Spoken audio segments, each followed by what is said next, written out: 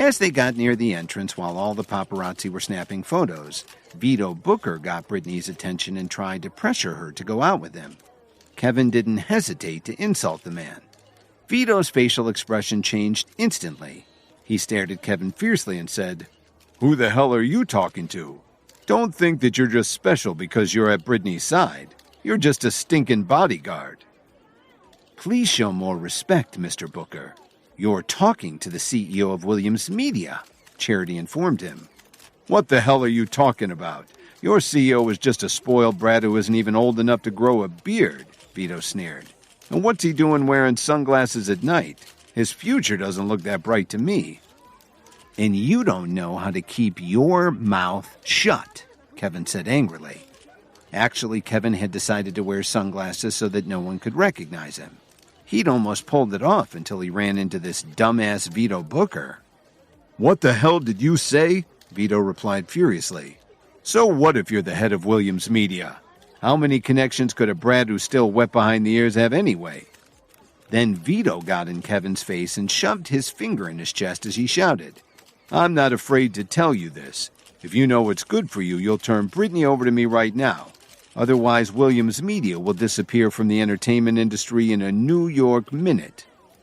The altercation attracted a lot of attention, but no one came forward to stop him. First of all, they knew how much influence Vito had, and second of all, no one knew how powerful Kevin was, so they wisely chose to stay out of it. "If you want to keep your finger, you'll take it back right now," Kevin said coldly. He hated having people scold him like that. "Who do you think you are?" Two burly men immediately walked over and stood next to him. They were security experts that he had spent a large amount of money to hire. "There are too many people out here. If you have the guts, follow me to the men's room," Vito said with a confident sneer. "No problem. Do you really think I'm afraid of you?" Kevin retorted. "It just so happens that I have a score to settle with you." Kevin had been wondering why Britney was so popular but couldn't get any advertising contracts lately. It was only when he heard Vito threaten her that he understood the source of the problem. "If you knew any better, you'd be very afraid right now. But if you're foolish enough to face me, I'll be waiting for you," Vito warned him. Then he left with his men. When the crowd saw this, they all shook their heads. Kevin had led Williams Media brilliantly lately, but he was still very young and they knew how powerful Vito was. In the entire entertainment industry, nobody dared to stand up to him, so a lot of bystanders were worried about the future of Williams Media. It would be a shame for the leading company in Chicago to collapse just like that. However, Kevin wasn't afraid at all. He'd been dealt a good hand, but he just hadn't shown all his cards to the public yet. Also, Kevin could tell that Vito's two bodyguards would be no match for him. He could beat them with one hand tied behind his back. "Please, Kevin, don't go." Britney tugged on Kevin's arm and pleaded with him as he started walking towards the men's room to fight with Vito. "Kevin, listen to me. Don't let your emotions affect your decisions. The Booker Phoenix Corporation is very powerful in the entertainment industry. We don't want to start any conflict with them," Charity said as she also tried to persuade him. Although she had only been involved in the entertainment industry for a short time, Charity had a general understanding of the situation. She knew very well that Vito wasn't someone you should provoke. "Kevin, let's just forget about it," Britney urged him. She thought that Kevin was only doing this to stand up for her. "It's okay. We're all adults here. But don't worry.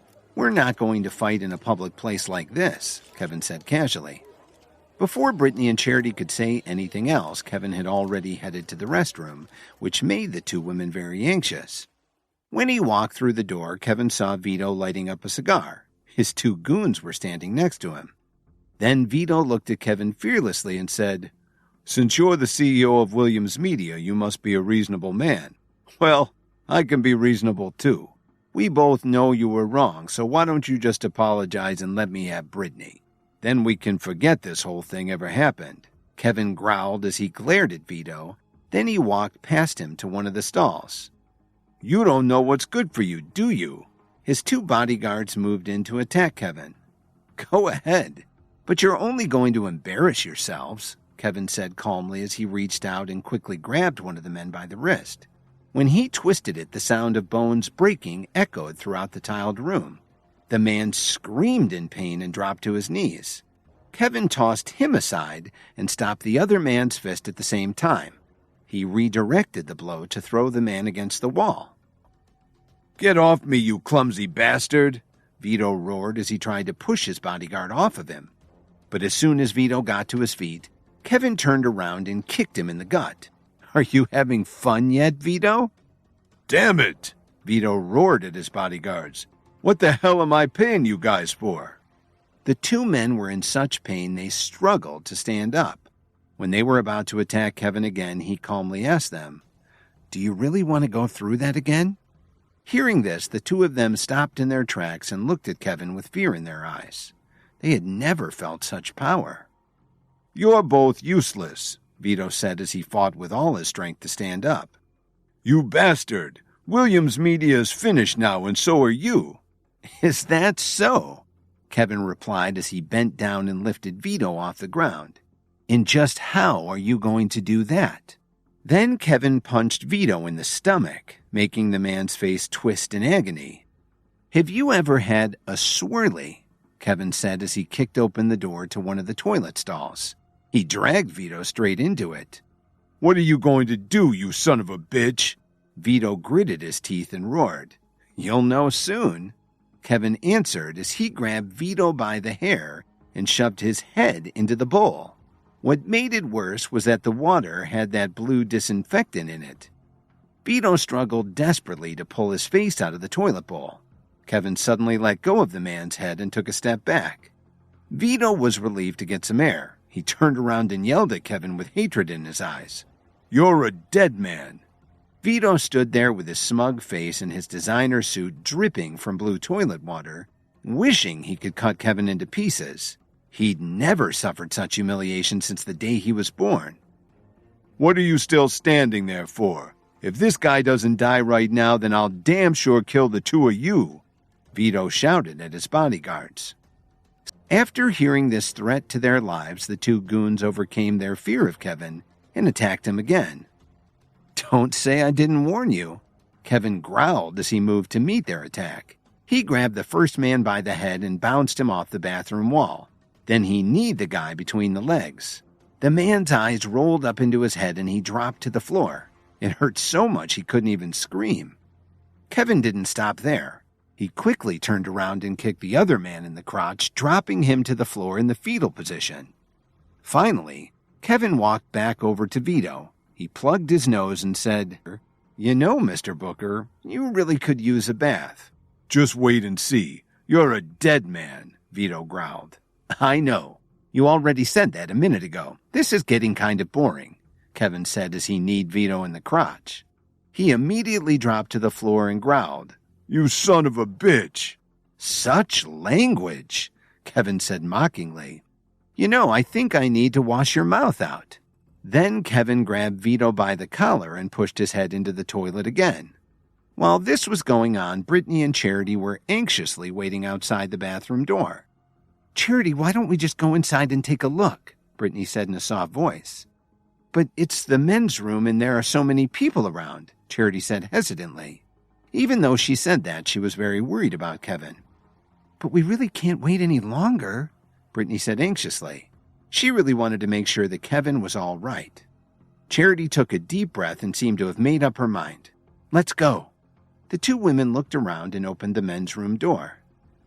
"Mr. Williams, are you okay?" Britney asked worriedly as she entered the room. But when they saw the scene in the bathroom, their jaws almost dropped to the floor. Vito's entire upper body was stained with blue toilet water. He was draped across the toilet bowl, moaning in pain. His two bodyguards were lying on the floor, writhing around. Kevin was just standing casually in front of one of the urinals, whistling while he peed. Vito's goons had interrupted him when he walked in the room earlier. "What the heck are you two doing in here?" Kevin asked when he saw the women. Charity and Britney were stunned for a second before they both let out a scream. Even though he was facing the other way, they covered their eyes and ran out. They were both thinking the same thing. "We really shouldn't have gone in there. How embarrassing." "Do you still want to keep playing this game, Vito?" Kevin asked coldly as he walked over to the man. Please. Please let me go. It's all my fault. I won't bother Britney anymore." Vito sobbed. He wasn't only afraid of more pain and humiliation, Vito was genuinely afraid for his life. But he had also decided that once he got out of there, he would find a way to destroy Williams Media and make Kevin pay for this beating. "Why weren't you this cooperative earlier?" Kevin said as he shook his head and walked out of the men's room. When he got back to the hotel lobby, Kevin looked around, but he couldn't find Britney and Charity. "Damn it," Kevin said to himself. "Now I also smell like disinfectant." He wished he could change his clothes. Kevin took out his phone to send a text to Britney as he was heading toward the door. On the way, he accidentally bumped into a woman and dropped his phone. As he stooped down to pick his phone up off the floor, he heard someone scolding him. "Why don't you watch where you're going?" the woman snarled coldly. "Do you know how expensive my clothes are? Could you even afford to have them cleaned?" "Well, didn't you also bump into me?" Kevin said in amazement. "What kind of security guard are you? How dare you blame Miss Maya Hughes after bumping into her? Do you want to lose your job?" The woman's assistant berated him. "You're threatening my job," Kevin said calmly. "I've never heard of Maya Hughes. Are you sure she could make me lose my job?" "Where are you from? You don't know who Miss Hughes is?" the assistant replied coldly. "Have you heard of the Booker Phoenix Corporation? She's the most popular celebrity in all of Booker Phoenix." Kevin laughed when he heard this. Whoever this woman was, she was only one of their clients. After what he just did to Vito Booker, why would he be afraid of one of the man's underlings? This was turning into quite a fun evening. Hi, Kevin here. If you're wondering what happens next, then stay tuned on the Pocket FM Universe channel for more episodes.